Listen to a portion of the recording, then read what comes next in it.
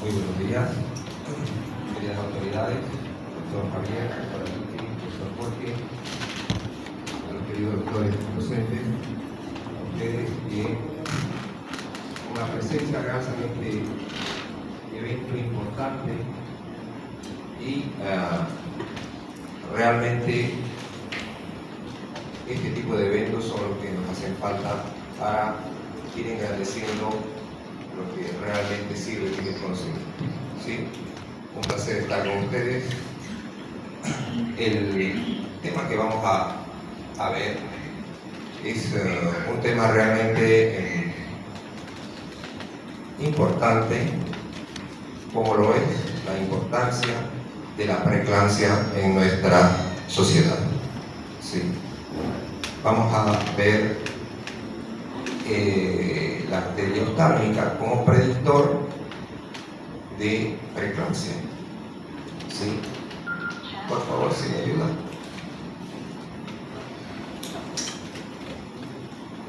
Bien, como decía, esta sería nuestra 16ª Jornada Internacional de Ultrasonografía, un magno evento que cada año lo tenemos. En esta ocasión vamos a hablar del Doppler de la arteria oftálmica como predictor de preeclampsia. Debemos entender esto, el predictor, cosa que sucede antes de una manifestación. Eso es lo que vamos a hablar hoy. Eso es lo que debería enfocarse principalmente en esta patología que sigue causando muertes en nuestra población. ¿Sí? Entonces, eso es lo que vamos a ver el día de hoy. Si ustedes se fijan acá, esta es nuestra arteria uterina, un Doppler de arteria uterina. Las arterias uterinas que las hacemos normalmente, ¿sí?, en nuestro estudio de Doppler obstétrico, ¿no? Esta es una arteria uterina patológica, ¿no?, con un alto índice de resistencia.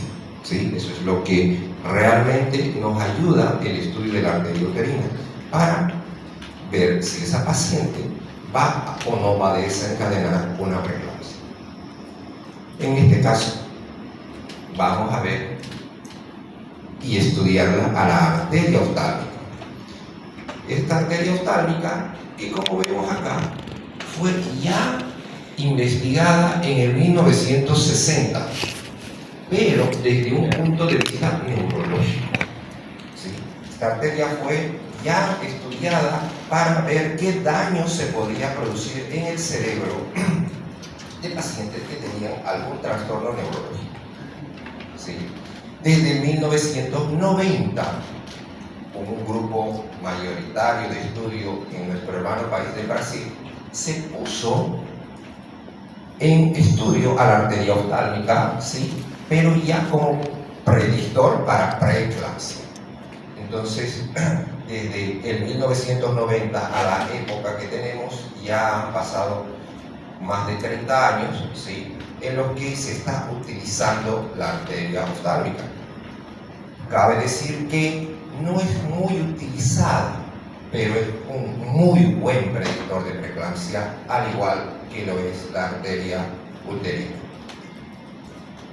No debemos dejar pasar por alto este detalle, importante detalle, porque vemos que la arteria oftálmica es una rama de la carótida interna, pero no tiene un trayecto lineal, sino es un trayecto, ¿sí?, oblicuo, que va a ser desde su origen para ir hacia la vascularización del ojo.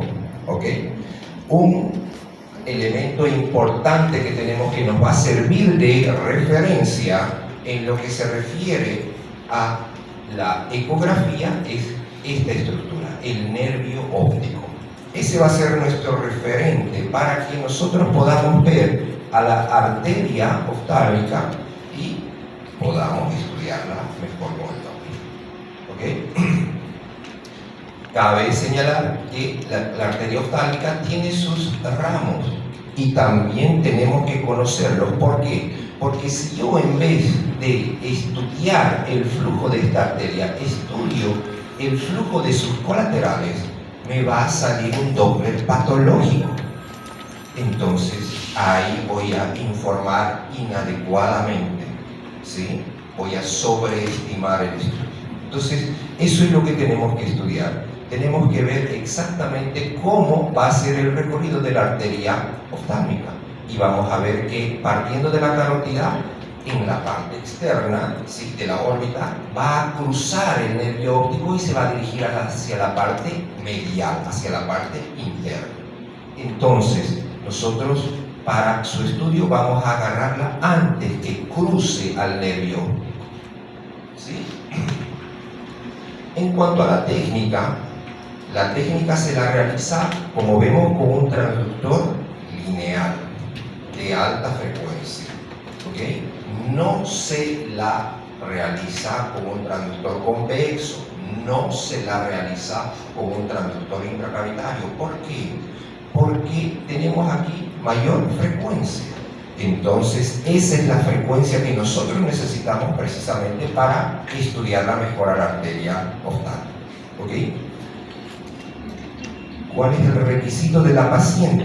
El único requisito de la paciente es que previo al estudio esté 5 minutos en reposo. No tiene que llegar a la paciente caminando o corriendo, la echamos en la camilla y hacemos el estudio. No, esa paciente tiene que reposar por lo menos 5 minutos, esperar que se normalice, ¿sí?, todo el ritmo cardíaco, su vascularidad, y entonces empezamos a hacerlo.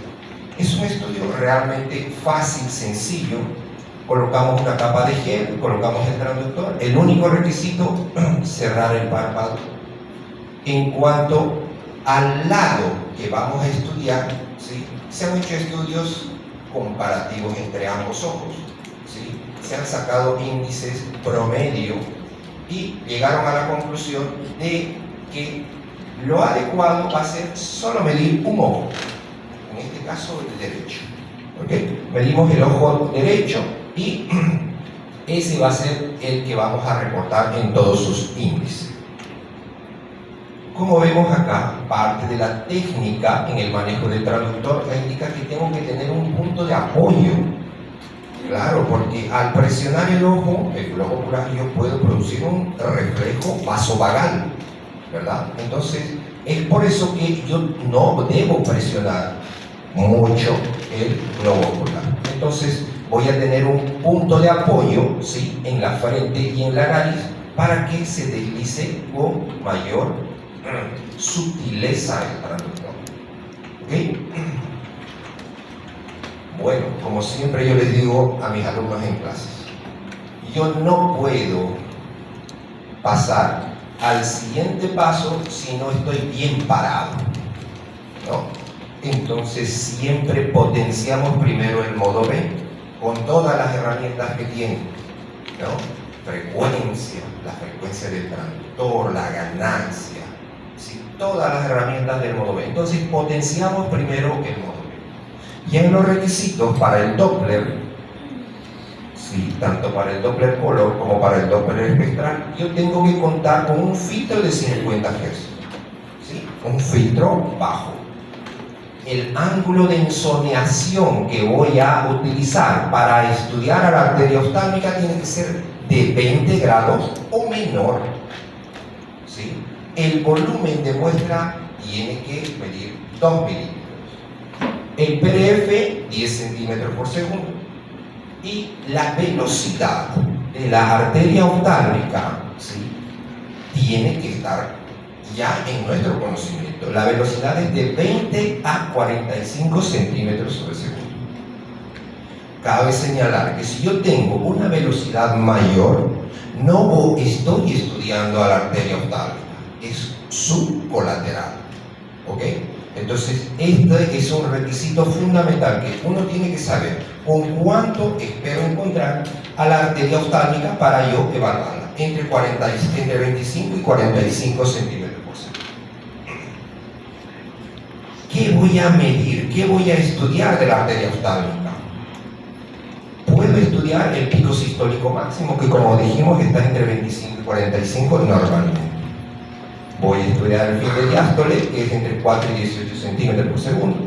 El índice de resistencia, puedo estudiarlo. Índice de resistencia, índice de pulsatilidad también. La relación sístole-diástole también puedo estudiarla, ¿sí? Pero en la actualidad, bajo consenso, el único valor que me sirve va a ser la relación entre el primer pico sistólico y el segundo pico sistólico, que ahora lo vamos a ver enseguida. Cuando hago el estudio de la arteria oftálmica, la arteria oftálmica la puedo estudiar entre la semana 11 a 13, la puedo estudiar entre la semana 19 y 24 y la puedo estudiar entre la semana 35 a 37, eso no hay ningún problema, ¿sí? ¿Qué me ayuda también al estudio de la arteria oftálmica? Me ayudan los factores de crecimiento placentario, los marcadores bioquímicos, ¿no? Que generalmente no los tenemos o son muy costosos. Entonces, el mejor predictor, ¿sí?, pues tendrá que ser la arteria oftálmica. Puedo tener una presión arterial media, el índice de pulsatilidad de la arteria uterina, ¿sí?, también que me va a servir, ¿no? En un segundo trimestre, la arteria uterina también, la presión arterial media, ¿sí?, el factor de crecimiento placentario también, y también puede servirnos la tirosina quinasa, ¿sí?, otro biomarcador, ¿no? Y en el tercer trimestre, pues nos sirven también los biomarcadores con la presión arterial media. En el tercer trimestre ya no la utilizamos a la arteria uterina, ¿no? Entonces aquí esta pequeña guía, ¿sí?, que nos ayuda, pero como estamos diciendo, el pilar fundamental es la arteria oftálmica, ¿sí?, para poder verlo. Acá, ecográficamente, ¿sí?, un modo B, ¿ok? Y aquí tenemos al globo ocular, acá este es el nervio óptico. Vamos a ver una columnela hipoecogénica, ¿sí? Ese es el nervio óptico. Habíamos dicho que el nervio óptico con la arteria oftálmica tiene una estrecha relación porque la va a cruzar. Entonces aquí se produce el cruce de la arteria oftálmica, ¿ok? Como un tipo, cuando hay una lesión neurológica, la media del nervio óptico no tiene que sobrepasar los 5 milímetros. Si pasa, estoy con un edema cerebral, ¿ok? Ese es un tipo. Acá, entonces,